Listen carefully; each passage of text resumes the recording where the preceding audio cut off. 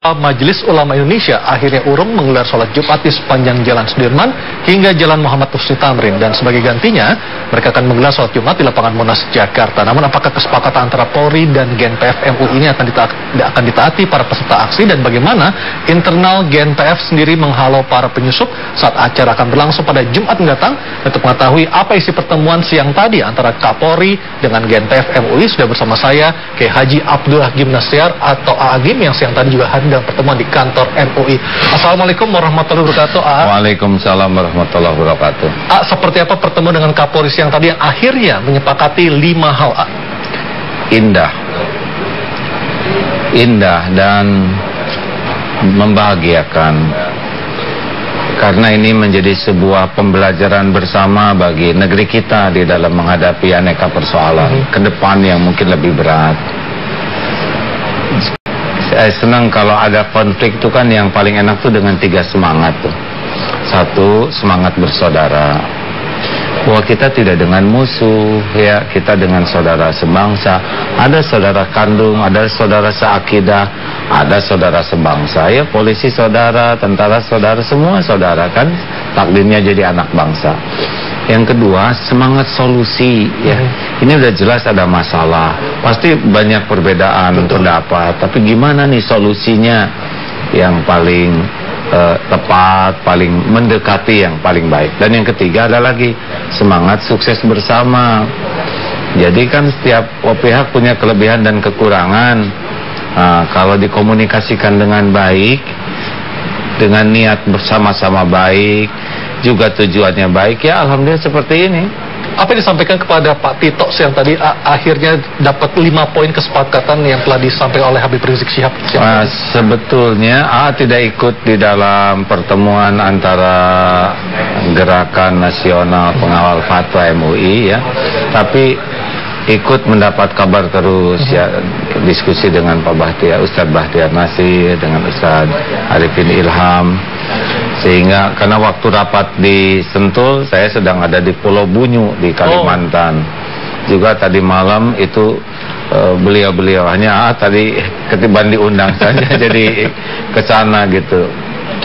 Namun ya ini merupakan sebuah proses komunikasi yang dimediasi oleh Ketua Majelis Ulama, semoga Allah merahmati beliau. Kemudian masing-masing bisa memberikan informasi dan intinya komunikasi, ya. Jadi saling memahami, oh ternyata ini jalan tengah. Begitulah. Acara akan dimulai sekitar pukul 7.30 hingga ba'da sholat Jumat atau sekitar pukul 13. Dari jam 8 sampai pukul 13 selesai sholat Jumat. Ya. Nah, nanti dari pukul 8 hingga menjelang waktu sholat Jumat akan ada apa aja? Ya, direncanakan zikir, kemudian ceramah-ceramah. Termasuk akan mengisi ceramah? Katanya begitu. Apa yang akan sampaikan kepada umat agar masalah ini bisa menjadi pembelajaran yang paling berharga bagi bangsa ini? Ya, itu yang memang yang paling penting, semangat kita ini. Kita jangan melihat perbedaan itu dengan semangat musuh, ya. Karena setiap orang punya latar belakang, punya tugas, tanggung jawab yang berbeda. Jadi mulai melihat sebuah perbedaan itu tidak menjadi sebuah ancaman, tidak harus menang kalah, tidak harus bagaimana lah, oh ini saudara saya, ya enggak. Nah, kalau semangat saudara itu beda dengan semangat musuh. Kalau musuh kan maunya mengalahkan, menghancurkan, tapi kalau semangat saudara ada kasih sayang, ada ingin membela, ingin melindungi, ingin memajukan. Padahal takdirnya kita sebangsa nih. Dan memang ada masalah ini, yang terpenting dari masalah itu adalah kita bisa dapat pelajaran berharga gitu. Oh gini, ada masalah ini, kalau menyikapi begini. Dan warisan terpentingnya kan nanti anak bangsa ini bisa belajar menjadi semakin matang, dewasa menghadapi masalah itu, dari kelebihan dan kekurangan cara menghadapi yang ada. Jadi itu yang akan sampaikan saat berkhutbah menjelang. Nah itu rahasia nanti ya. Pertama saya juga belum tentu ada umur hari Jumat. Tapi besar harapan ini jadi pembelajaran berharga bagi semua pihak, termasuk bagi yang bersangkutan, ya, Pak Basuki juga, ya, mudah-mudahan lebih banyak waktu merenung gitu, ya. nih syariatnya dengan kejadian ini, kenapa bangsa sampai begini, polisi begitu letih ya, tentara, masyarakat, ini apa sih? Nah itu jadi saya juga merenung ya, apa nih ya yang pelajaran yang saya ambil dari kejadian ini. Oh saya harus sangat jaga lisan, saya jaga akhlak saya. Oh ternyata memimpin itu tidak cukup dengan hanya bekerja, berbuat, tapi bagaimana memimpin diri, memimpin tutur kata, memimpin emosi. Bagi saya ya, oh pelajaran gitu. Jangan sampai kehadiran saya menimbulkan masalah bagi yang lain ya. Bagi saya pribadi ya. Ya mudah-mudahan semua anak bangsa ini juga belajar. Karena walaupun ada kekurangan, kesalahan dari siapapun ya, itu kan jadi belajar bagi kita. Aksi pada Jumat Mendatang adalah aksi membela Al-Quran, dan bagaimana memastikan agar umat yang datang sesuai dengan apa yang diajarkan oleh Al-Quran, Pak? Ya sebetulnya salah satu hikmah ini ya, kan suatu saat Siti Aisyah tuh istri Rasul ditanya seperti apakah akhlak Rasul. Lalu Siti Aisyah menjawab, akhlak Rasul adalah Al-Quran. Sedangkan Rasulullah tuh benar-benar akhlaknya tuh di atas kemuliaan akhlak semua orang. Jadi indah sekali akhlak beliau itu. Yang belum belajar tentang akhlak Rasul mungkin belum mengetahui ini. Oleh karena itu besar harapan nih dari kejadian ini. Ya kita hargai yang mau aksi, kita hargai yang tidak sepakat dengan aksi, itu sangat bergantung rasa. Ya ini kan masalah rasa. Seperti yang dari Ciamis terpanggil mau jalan kaki, ya itu memang begitu. Ada yang saya emang nggak tersinggung, ya mungkin itulah suasana hatinya. Tidak usah saling menilai ya, tapi kita lakukan apa yang terbaik. Nah yang paling penting dari ini adalah, ayo kalau sekarang kita jadi peduli ke Quran, kita belajar. Yang belum bisa baca ya baca ya, kemudian mulai belajar pahami kandungannya, dan yang lebih penting menikmati mempraktekkan Quran. Jadi kadang membayangkan ya, jadi gimana nih sesudah acara ini misalkan ya, yang paling dirindukan tuh justru kita semua jadi kembali kepada akhlak Al-Quran, penuh kesopanan, kemuliaan akhlak gitu, keikhlasan. Saya yakin nih kalau krisis bangsa ini kan aslinya mah krisis akhlak ya. Kita kurang keteladanan, kurang pendidikan akhlak. Dan kalau ini bangkit, negara ini bakal sukses tuh dengan akhlak. Saya sepakat dengan kerja, saya sepakat. Tapi tidak cukup, harusnya akhlak.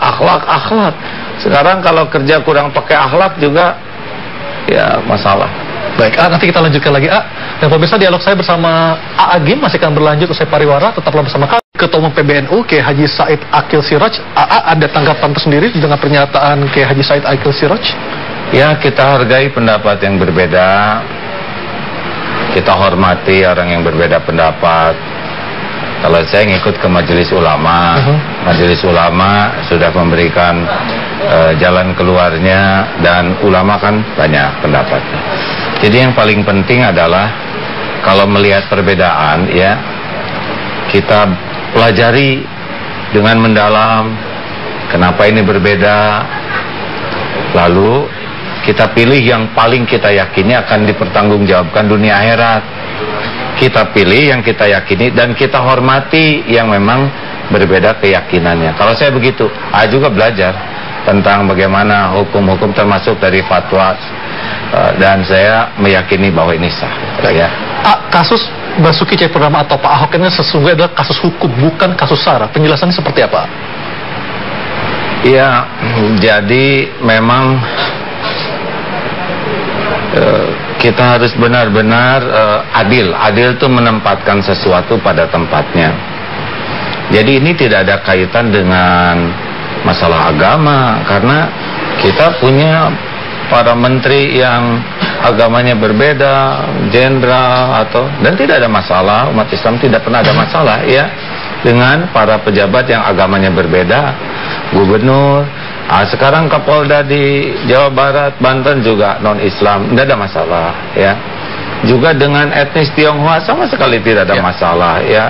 Lim Swee King atau siapa tuh yang ekonom itu teh? Kwi Kian Gi? Pak Kwi Kian Gi atau banyak lain, dan tidak ada masalah. Jadi ini hanya masalah akhlak ya, akhlak yang melampaui koridor yang semestinya tidak boleh, yaitu, dan masalah menyinggung ini bukan hanya untuk Islam saja, sebaiknya semua pihak menyadari untuk tidak saling melampaui batas. Apa konkret dari ajaran Islam yang rahmatan lil alamin dalam kasus ini? Ya, jadi begini, Islam adalah agama membawa rahmat bagi seisi alam.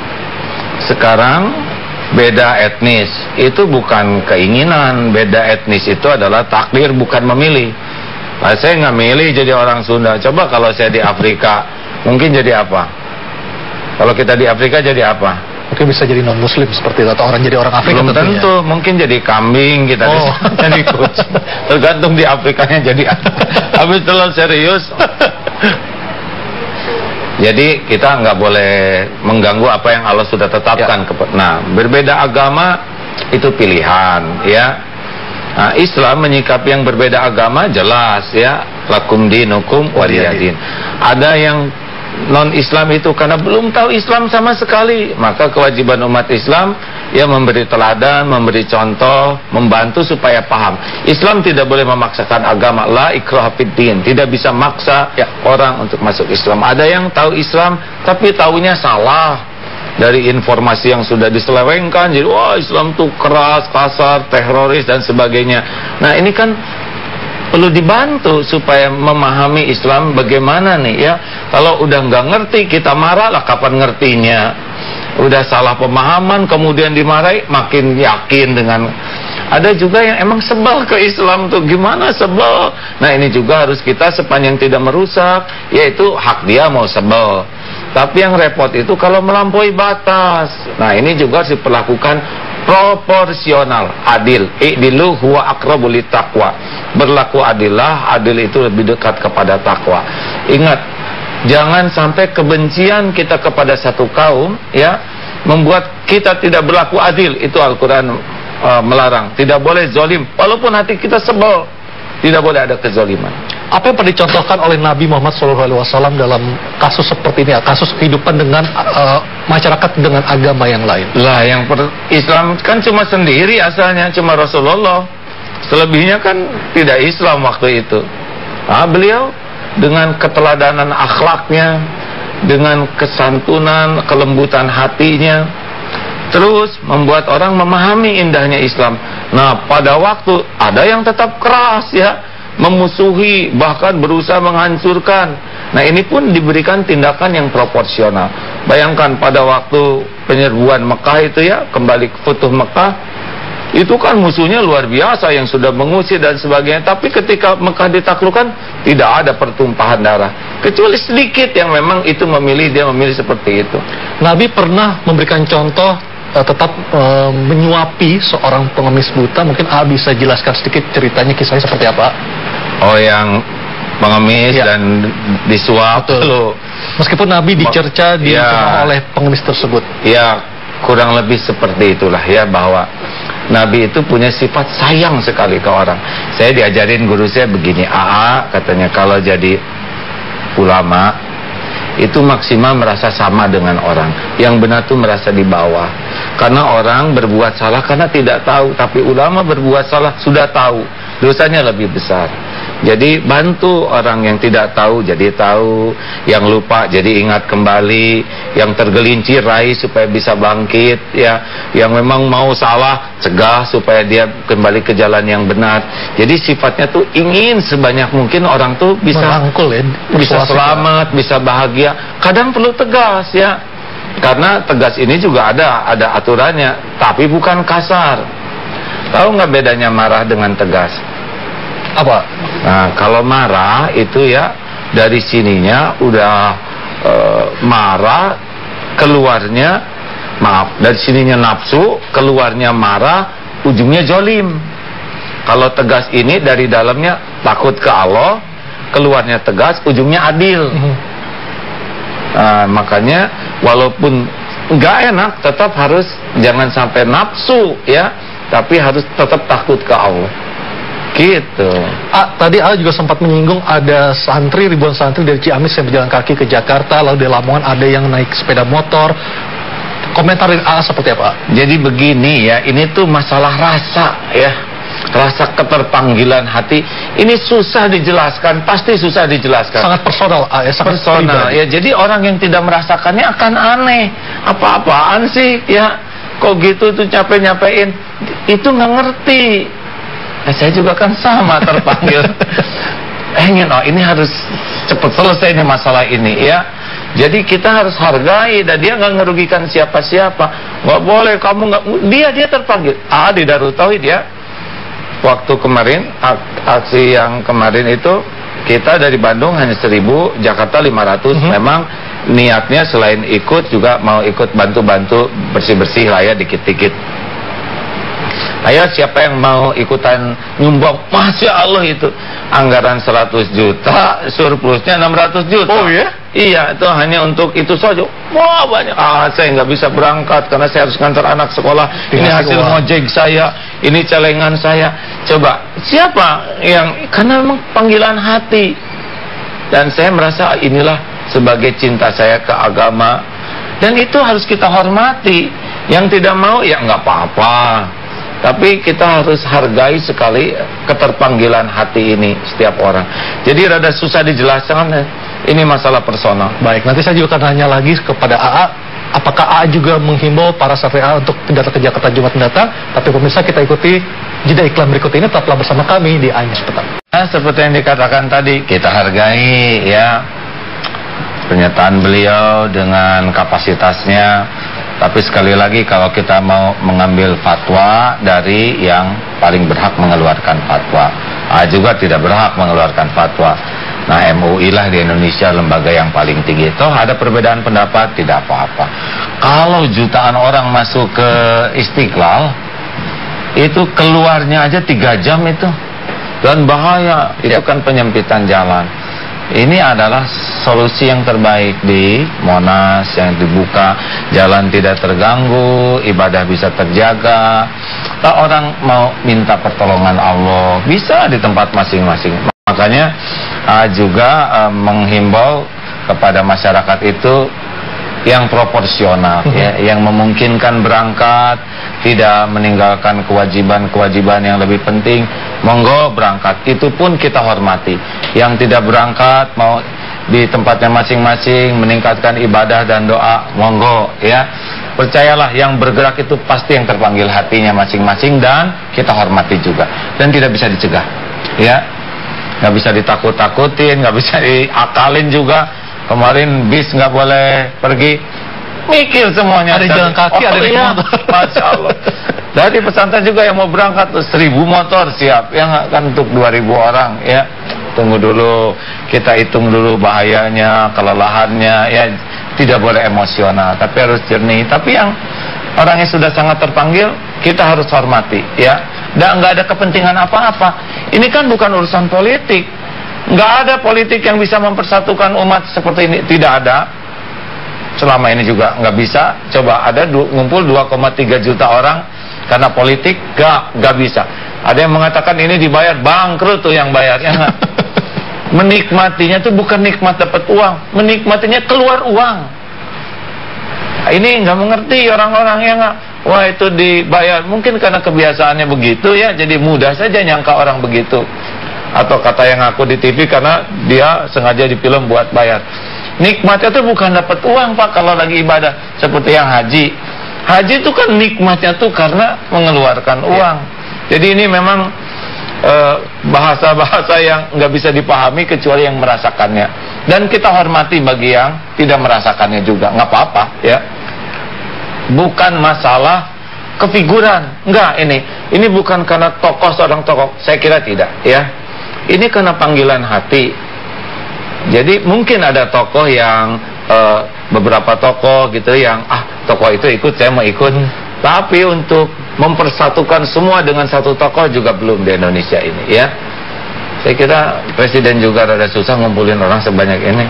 Baik, kita ikuti lagi pernyataan dari Panglima TNI Jenderal TNI Gatot Nurmantio mengajak kita sebagai sebuah bangsa dengan rakyat yang sangat banyak.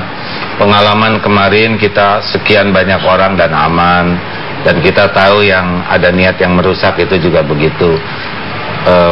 sudah teridentifikasi lah ya.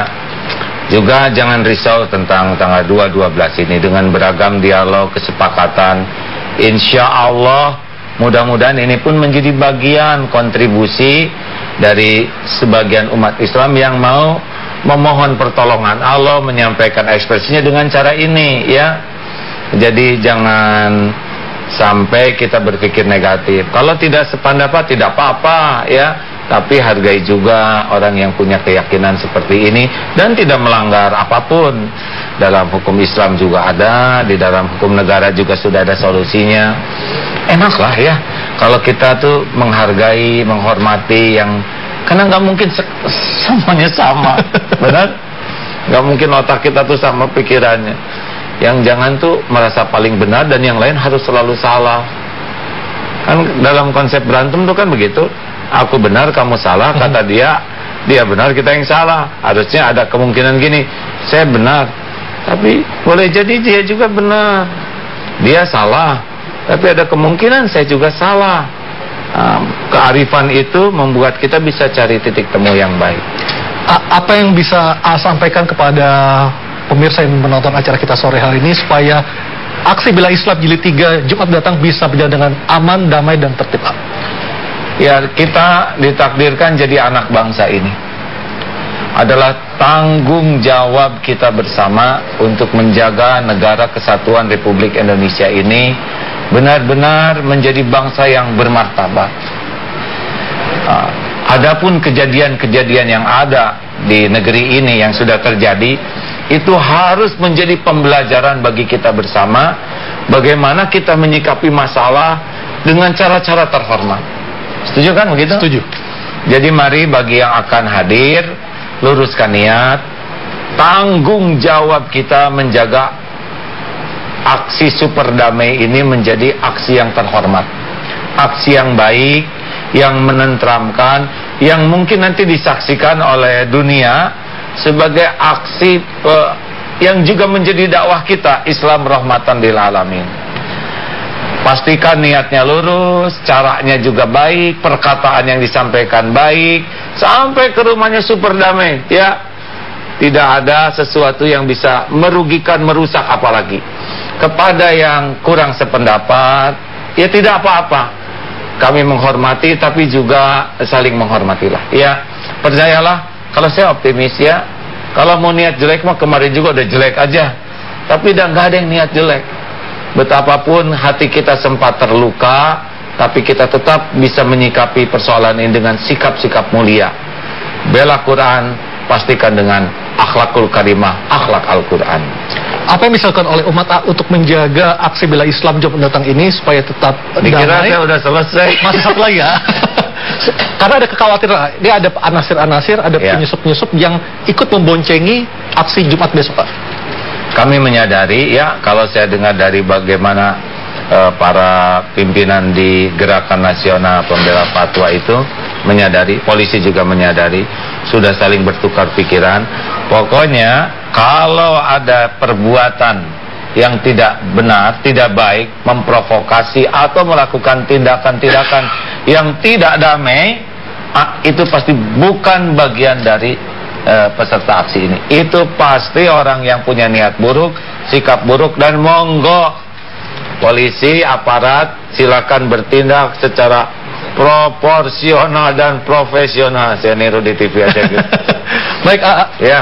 Terima kasih atas waktunya berbincang sama kami. Insya Allah Jumat mendatang satu bisa lagi ada tertib damai. Media, tolong bersikap yang adil ya. Punya tanggung jawab bersama. Media itu harus benar-benar tanggung jawab bersama untuk kemaslahatan negara kesatuan Republik Indonesia ini.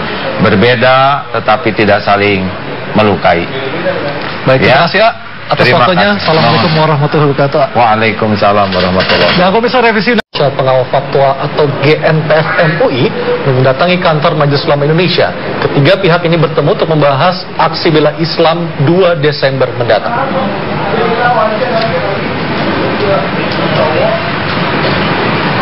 Dalam pertemuan ini, Gerakan Nasional Pengawal Fatwa Majelis Ulama Indonesia menyepakati sejumlah poin dengan kepolisian terkait aksi damai 2 Desember Jumat mendatang. Salah satu poin Kesepakatan adalah aksi 2 Desember mendatang akan berlangsung di lapangan Monas, Jakarta Pusat. Yang diisi dengan doa dan sholat bersama dimulai pada pukul 8 pagi hingga pukul 1 siang atau setelah usainya sholat Jumat.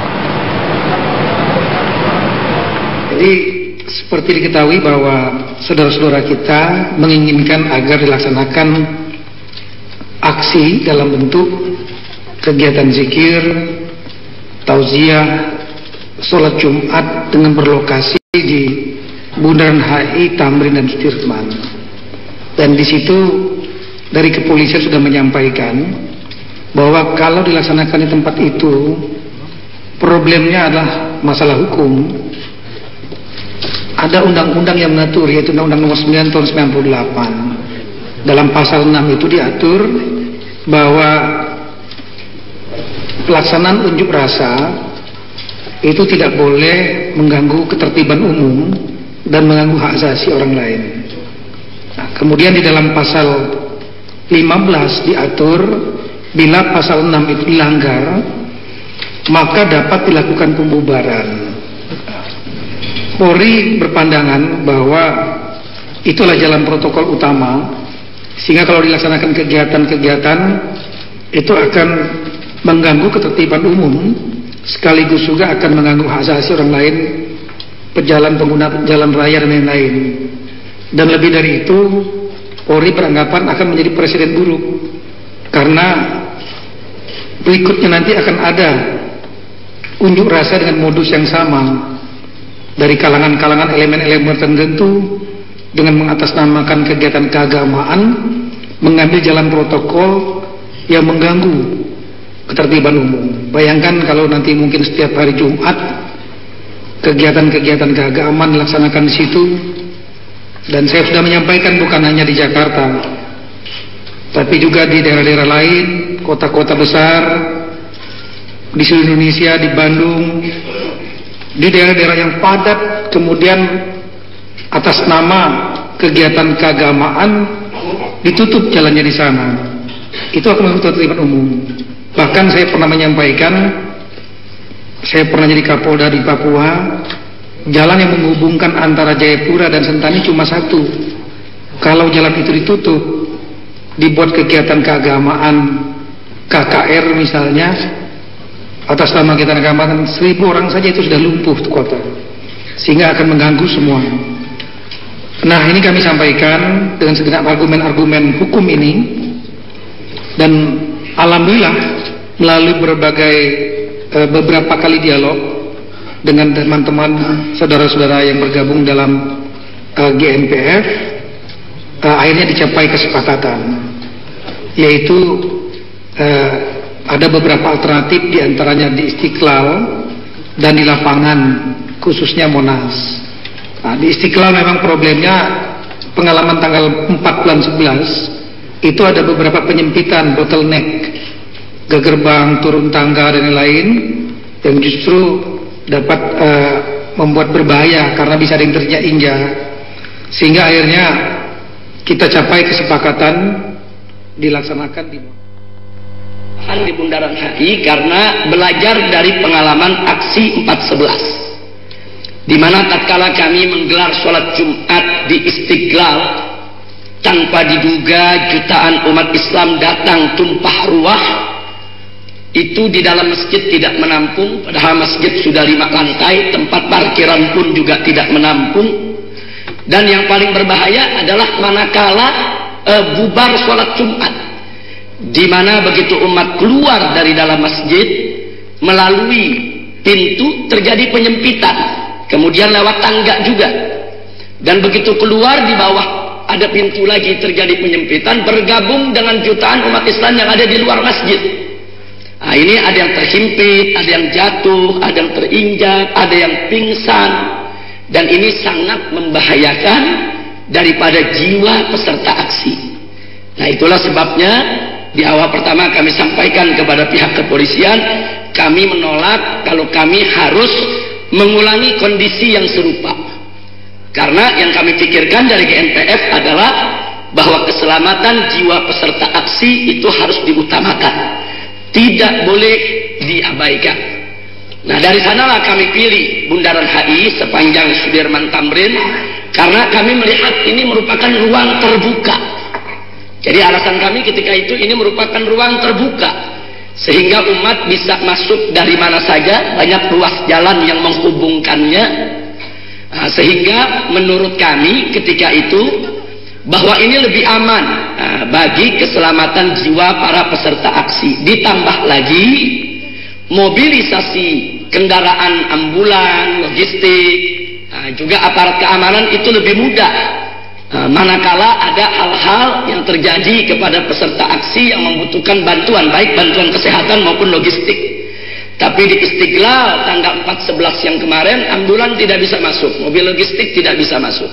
Saya sendiri dari dalam masjid menuju mobil komando 2 jam baru sampai. Itu pun harus berjuang mati-matian lewat desakan. Ini hari saling pengertian, dan ini merupakan satu permulaan, dan permulaan ini insya Allah akan ditindaklanjuti lebih mantap lagi, yaitu nanti pada tanggal 2 Desember 212 ini jadi terkenal ini, ya. Dan mudah-mudahan sesudah itu juga ada tindak lanjut lagi, yaitu kami mengusulkan adanya dialog nasional dalam rangka merajut kembali kesatuan dan persatuan bangsa itu menuju rujuk nasional, kembalinya kita secara nasional untuk menjadi bangsa yang utuh, bangsa yang saling menghargai, saling menghormati, saling menolong, at-tanasur wa ta'awun, saling membantu di dalam rangka membangun negeri yang kita cintai ini menjadi negeri yang damai, yang aman, dan negeri yang sejahtera. Saya kira terima kasih kepada Pak Kapolri Habib yang mempercayakan Majelis Ulama untuk menjadi tuan rumah, dan oleh karena itu mudah-mudahan ini menjadi awal yang baik untuk kebaikan-kebaikan yang lebih banyak lagi nantinya.